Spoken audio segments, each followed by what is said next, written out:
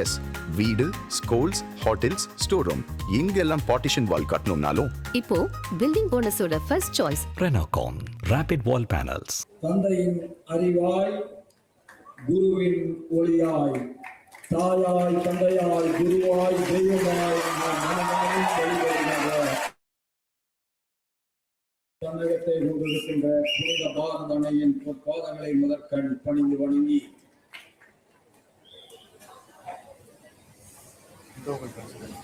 சேலம் என்று சொன்னாலே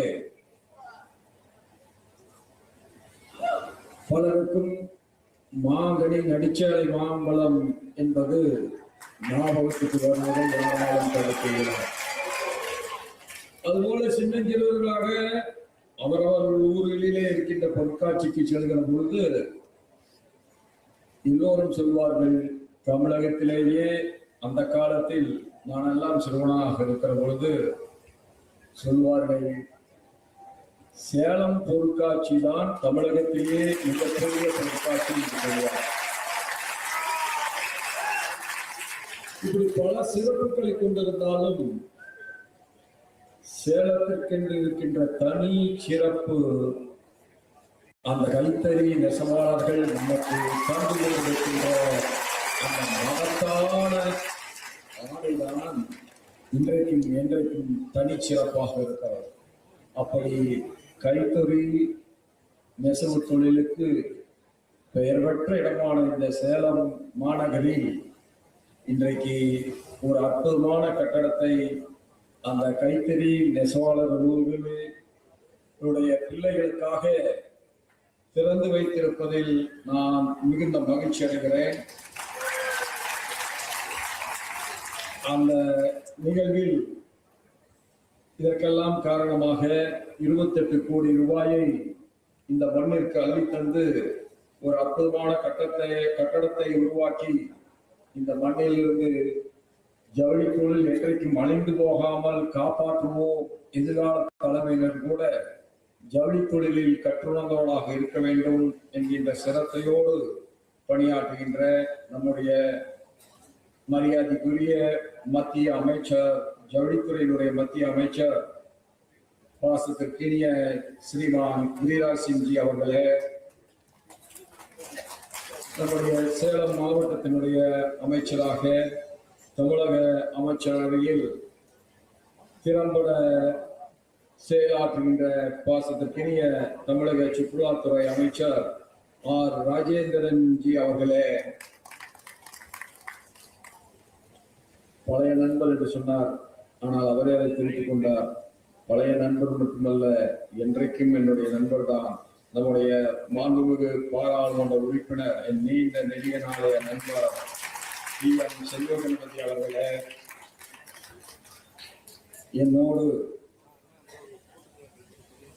பாராளுமன்றத்தினுடைய மேலவையில் மிகச் சிறப்பாக இணைந்து பணியாற்றி வருகின்ற பாசத்திற்கினிய சகோதரர் திரு SR சிவலிங்கம்ஜி அவர்களே,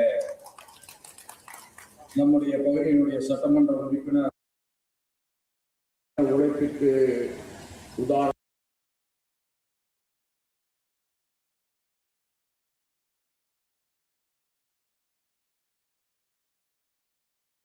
தேர்ந்த எனதருமை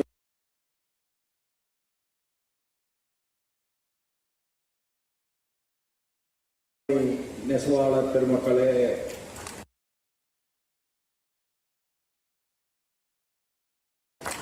என் இனிய தமிழ் மக்களை உங்கள் அத்தனை பேருக்கும் என்னுடைய நெஞ்சத்தின் ஆழத்திலிருந்து அறிந்த பணிவான வணக்கத்தை முதற்கண் உரித்தாக்கி, ஒரு வாரத்திற்கு முன்பாக சேலத்திற்கு ஒரு மிகப்பெரிய பெருமையை நம்முடைய பாரத ராஷ்டிரபதி அவர்கள் தன்னுடைய ராஷ்டிரபதி பவனியை உருவாக்கியிருந்தார்கள். இந்தியாவிலேயே ஒரே ஒருவர் தான், ஒரே ஒரு இந்தியன் தான், அதுவும் ஒரே ஒரு தமிழன் தான் இந்த தேசத்தினுடைய கவர்னர் ஜெனரலாக பணியாற்றினார்கள். அத்தகைய மகத்தான பிதாமகனை தந்தது நம்முடைய சேலம் மாவட்டம். சேலம் மாநகரத்தினுடைய சேர்மனாக சக்கரவர்த்தி திரு சி ராஜகோபாலாச்சாரியார் அவர்கள் பணியாற்றி தன்னுடைய பொதுவாழ்வை தொடங்கினார்கள். அந்த முதல் கவர்னர் ஜெனரலுக்கு கூட அந்த ராஷ்டிரபதி மாளிகையில் இதுவரை ஒரு சிலை இல்லை. கடந்த வாரத்தில் எட்வர்ட் லுட்யன்ஸ் என்கின்ற அந்த ஆங்கிலேயருடைய சிலையை அந்த இடத்துல இருந்து எடுத்துவிட்டு இந்திய தேசத்தினுடைய முதல் கவர்னர் ஜெனரல், ஒரே கவர்னர் ஜெனரல், அதுவும் தமிழகத்தின் வாழ்ந்த தமிழகத்தின் தமிழன் என்று நம்மெல்லாம் பெருமையோடு சொல்கின்ற ஸ்ரீ சி ராஜகோபாலாச்சாரியர்ஜி அவர்களுக்கு அங்கே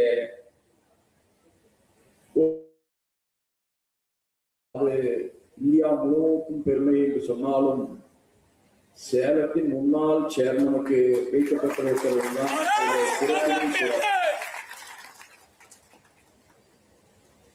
அதே போல இன்றைக்கு நம்ம Indian Institute of Handloom Technology சேலத்தை இது இரண்டு பழமைக்கும் புதுமைக்கும் இடையிலே ஒரு பாலமாக செயல்படுகிறது, செயல்பட வேண்டும், மிகச் சிறப்பாக செயல்படும். காலம் காலமாக நாம் ஒன்றை செய்து வருகிறோம். அது மட்டும் போதுமா என்றால் சில நேரங்களிலே போதாது. கற்றுணர்ந்து இன்றைய சந்தைக்கு எது தேவைப்படுகிறதோ அதை எப்படி என்கின்ற வகையில் இந்த தொழில்நுட்பத்தை நம்மளாக்கிக் கொள்ள வேண்டும் என்பதற்குத்தான் இன்றைக்கு இவ்வளவு பெரிய இடத்தில் ஒரு அற்புதமான கட்டிடம் நம்முடைய நெசவாள பெருமக்களுக்காக எழுப்பப்பட்டிருக்கிறது.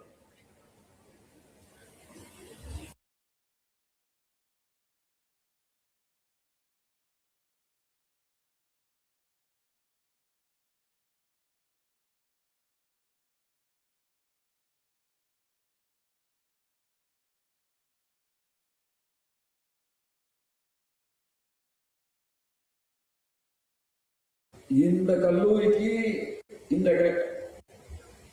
கைத்தறி நெசவு மையத்திற்கு இருக்கின்ற மிகப்பெரிய தடை பார்த்தோம். அது என்ன என்று சொன்னால் ரயில்வே லைன் செல்கின்ற காரணத்தினால ரயில்வே கேட்டு போடப்பட்டது என்று சொன்னால் உள்ளே வருவதற்கு சில நேரங்களில் தடை இருக்கும் என்பதை புரிந்து கொண்டிருக்கிறோம். அதனால் நான் சொன்னேன், உடனடியாக ஒரு அண்டர் பிரிட்ஜை நான் இந்த இடத்துல இந்த கல்லூரி மேலும் முழுமையாக இந்த நகரத்துடைய மக்களுக்கு தங்கு தடை இல்லாமல் பயன்படுவதற்கு உதவும் என்பதை கருத்தில் கொண்டிருக்கிறோம். அது மட்டுமல்ல, உடை என்பது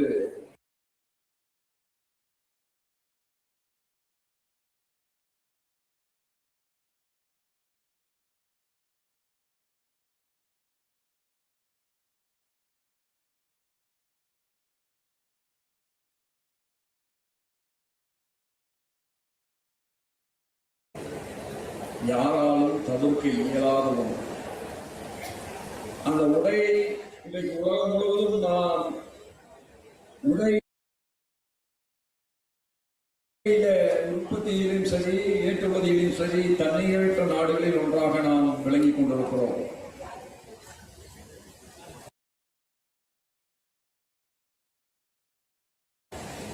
நாடு முழுவதும் அற்புதமான கைத்தறி நெசவாளர்கள் வாழ்ந்திருக்கிறார்கள், வாழ்ந்து கொண்டிருக்கிறார்கள். எதிர்காலத்திலும் அவர்கள் தங்களுடைய தனி முத்திரையை பதிப்பார்கள்.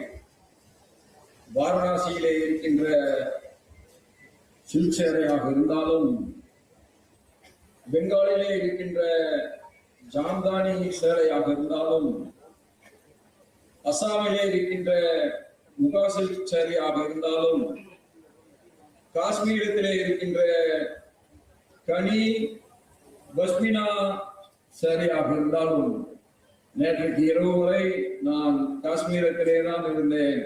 அந்த கைத்தறி நெசவாளர்களுடைய அந்த அற்புதமான துணி எனக்கு நேற்றைக்கு அணிவிக்கப்பட்டது. அதுபோல ஆந்திர பிரதேசத்தில் இருக்கிற வெங்கடகிரி, மங்களகிரியாக இருந்தாலும்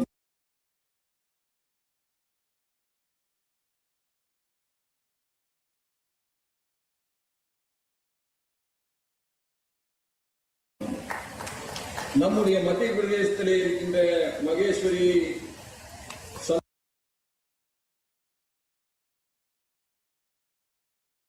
சந்தேரியாக இருந்தாலும் அதையெல்லாம் தாண்டி தமிழகத்தை எடுத்துக்கொண்டோம் என்று சொன்னால் எத்தனை திட்டங்கள், அது செட்டிநாடு கண்டாங்கி சேலையாக இருந்தாலும், காஞ்சிபுரம் பட்டாக இருந்தாலும், ஆரணி பட்டாக இருந்தாலும், திருக்குவன பட்டாக இருந்தாலும், சென்னிமலை போர்வையாக இருந்தாலும், நாகர்கோவில் வேட்டி குண்டுகளாக இருந்தாலும், மதுரை நெகமம் சூரிய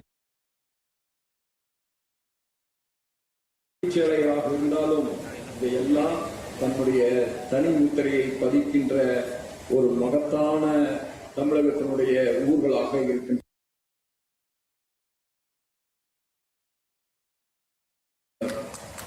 இது மட்டுமல்ல, சேலம், ஈரோடு,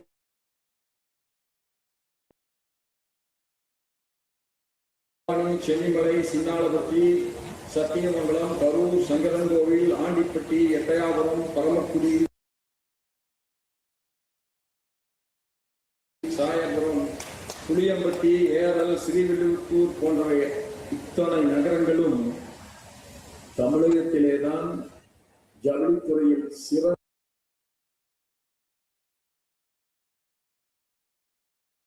விளங்குகின்ற நகரங்களாக அதனால்தான் வள்ளுவன் சொன்னார், நட்புக்கு இலக்கணத்தை சொல்கிற பொழுது வள்ளுவன் சொன்னார்,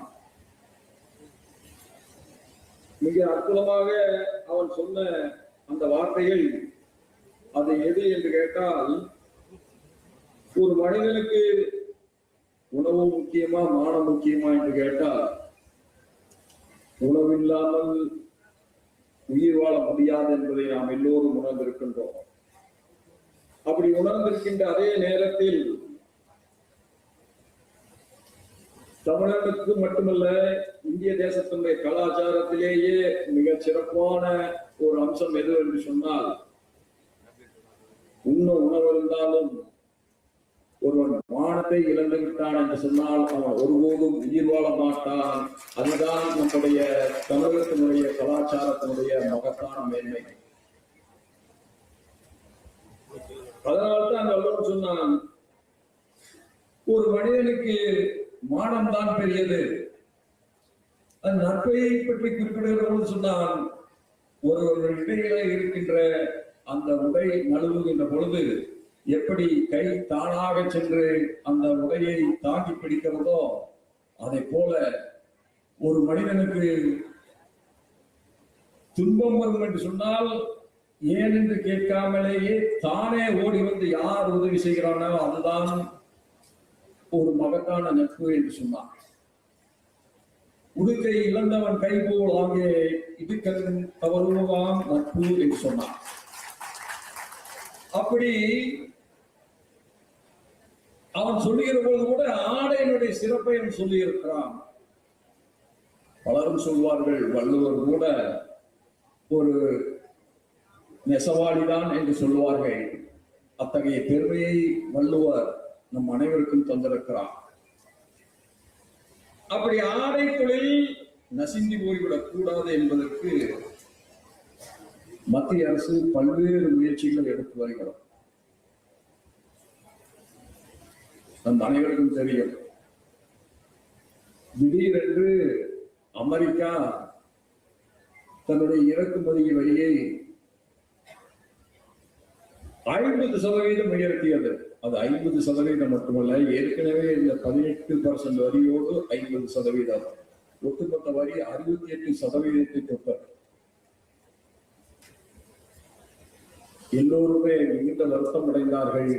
பல்வேறு நகரங்களிலே இருந்தும், குறிப்பாக தமிழகத்தினுடைய பல்வேறு நகரங்களிலே இருந்தும் ஜவுளி தொழிலில் ஈடுபட்டிருக்கிறவர்களுக்கெல்லாம் எதிர்காலம் எங்கே முற்றிலுமான இரண்டதாக மாறிவிடுவோ என்று கவலையோடு அவர்கள் என்னை அணுகிய போது நான் அவர்களிடத்தில் சொன்னேன், கொஞ்சம் பொறுமைக்காரர்கள், நிச்சயமாக பிரகாசமான, இதுவரை இல்லாத பிரகாசத்தை தருகின்ற ஒரு பாரத பிரதமராக நரேந்திர மோடி அவர்கள் இருப்பார்கள் என்று நான் சொன்னேன். நான் சொல்லும் பொழுது ஏதோ ஒரு ஆறுதலுக்காக சொல்கிறார் என்றுதான் பலரும் நினைத்திருப்பார்கள். அதனால் கடந்த வாரத்தில் முதலாக ஐரோப்பிய நாடுகளுடன் ஒரு ஒப்பந்தத்தை மத்திய அரசு ஏற்படுத்தியது. அந்த FTA ஏற்படுத்தியது, ஃப்ரீ ட்ரேட் அக்ரிமெண்டை ஏற்படுத்தியதன் மூலமாக நாம் எதிர்காலத்தில் நம்மோடு கடுமையாக போட்டியிடுகின்ற பங்களாதேஷோடும் நம்மோடு கடுமையாக போட்டியிடுகின்ற சீனாவோடும் நாம் எளிதாக போட்டி போடக்கூடிய புதிய சூழலை உருவாக்கி இருக்கிறார்கள். இங்கே அமைச்சர் பேசுகிற போது சொன்னார்கள், எத்தனை நாடுகளோடு FTA உருவாக்கப்பட்டிருக்கிறது என்று சொன்னார்கள். அதுல முக்கியமானது ஐரோப்பிய நாடுகளோடு ஏற்படுத்தப்பட்டிருக்கிற ஒரு FTA தான். இனி சேலத்திலே இருந்து ஐரோப்பிய நாடுகளுக்கு ஏற்றுமதி ஆகின்ற இந்த ஜவுளி அடுத்த 2 ஆண்டு காலத்தில் நிச்சயமாக 2 மடங்கு உயரும் என்பதை நாம் புரிந்து கொள்ள வேண்டும். அப்படி மீண்டும் மீண்டும் நான் நம்முடைய டெக்ஸ்டைல் அமைச்சர் அவர்களோடும் நம்முடைய வர்த்தகத்துறை அமைச்சர் அவர்களோடும் தொடர்ந்து பேசிக்கொண்டே இருந்தேன். வர்த்தக அமைச்சர் அவர்கள் பல நேரங்களில் பல மணி நேரம் தொடர்ந்து உழைத்ததனுடைய விளைவாக இன்றைக்கு மோடி அவர்களுடைய வழிகாட்டுதலின் பேரில் கடுமையாக உழைத்ததனுடைய விளைவு இன்றைக்கு இந்த FTA உருவாகி இருக்கிறது. அமெரிக்கா கூட 68% இருந்து மீண்டும் 18% இறங்கி வந்திருக்கிறார்கள். நான் இந்த மேடையிலே மீண்டும் சொல்லுவேன்,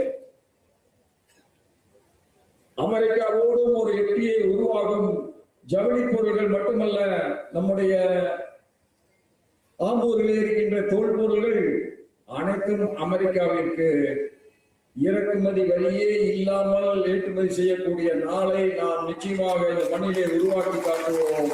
அப்பொழுது இன்னும் பல சேலங்கள் தமிழக மண்ணிலே உருவாக்குவதற்கு அது வாய்ப்பாக அமையும். இங்க பேசிய போது சொன்னார்கள், என்னுடைய அருமை சகோதரர் செல்வகணபதி அவர்கள் ஒரு வேண்டுகோளை என்னிடத்திலே வைத்தார்கள். அதை நிறைவேற்றி தர வேண்டும் என்ற கோரிக்கையையும் வைத்தார்கள். ஒரு பாராளுமன்ற உறுப்பினர் எப்பொழுதுமே கோரிக்கை வைக்க வேண்டும், அதற்குத்தான் அவர் தேர்ந்தெடுக்கப்பட்டிருக்கிறார். மக்களுடைய பிரச்சனைகளை எடுத்து வைப்பதற்குத்தான் என்பது எனக்கு புரிந்தாலும் நான் அவருக்கு ஒன்றைத்தான் சொல்ல விரும்புகிறேன். நீங்கள் எந்த நம்பிக்கையிலே சொன்னீர்கள் என்பது எனக்கு புரிகிறது. மோடி அவர்கள் தன்னுடைய குஜராத் மாநிலத்திற்கு கூட இவ்வளவு ஸ்மார்ட் சிட்டி திட்டங்களை தந்தாரா என்றால் நிச்சயமாக இல்லை என்பதுதான் யதார்த்தமான உண்மை. சென்னையிலே தமிழகத்திற்கு தொடங்கணும் என்று சொன்னால் சென்னையில இருந்து சென்னை ஸ்மார்ட் சிட்டியிலே வருகிறது. சென்னையில இருந்து அப்படியே புறப்பட்டு வந்தீர்கள் என்று சொன்னால் வேலூர் ஸ்மார்ட் சிட்டியிலே வருகிறது. வேலூர்ல இருந்து அப்படியே வந்தீர்கள் என்று சொன்னால் சேலம் ஸ்மார்ட் சிட்டி திட்டத்திலே வருகிறது. சேலத்திலே இருந்து இப்படியே நீங்கள் சென்றீர்கள் என்று சொன்னால் ஈரோடு ஸ்மார்ட் சிட்டி திட்டத்திலே வருகிறது. அப்படியே ஈரோட்டிலே இருந்து திருப்பூர் சென்றீர்கள் என்று சொன்னால் திருப்பூர் ஸ்மார்ட் சிட்டி திட்டத்திலே வருகிறது. திருப்பூரிலே இருந்து கோயம்புத்தூர் சென்றீர்கள் என்று சொன்னால் கோயம்புத்தூர் ஸ்மார்ட் சிட்டி திட்டத்திலே வருகிறது. கோயம்புத்தூரிலே இருந்து அப்படியே புறப்பட்டு அடுத்த மாநகரமான திண்டுக்கலுக்கு சென்றீர்கள் என்று சொன்னால் அது ஸ்மார்ட் சிட்டி திட்டத்திலே வருகிறது. திண்டுக்கலிலே இருந்து திருச்சி சென்றாலும், திருச்சியிலே இருந்து தஞ்சை சென்றாலும், தஞ்சையிலே இருந்து மதுரை சென்றாலும், மதுரையிலே இருந்து திருநெல்வேலி சென்றாலும், திருநெல்வேலியிலே இருந்து கடைக்கோடி மாநகராக இருக்கின்ற தூத்துக்குடிக்கு சென்றாலும் அத்துணை மாநகரங்களும் ஸ்மார்ட் சிட்டி திட்டத்தை கொண்டவர் நம்முடைய நரேந்திர மோடி அவர்கள். ஒரே